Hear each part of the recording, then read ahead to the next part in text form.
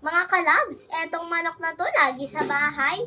Titinulahin ko na po sana, kaso lang maliit pa po kasi. Kung saan po kasi dumadapo. Kahit po sa computer, dinadapuhan niya.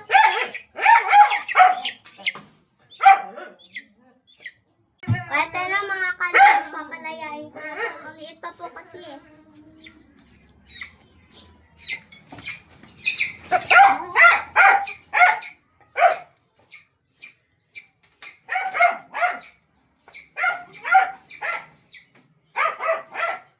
Ano mo na? Ganyan mo na. Bato ko?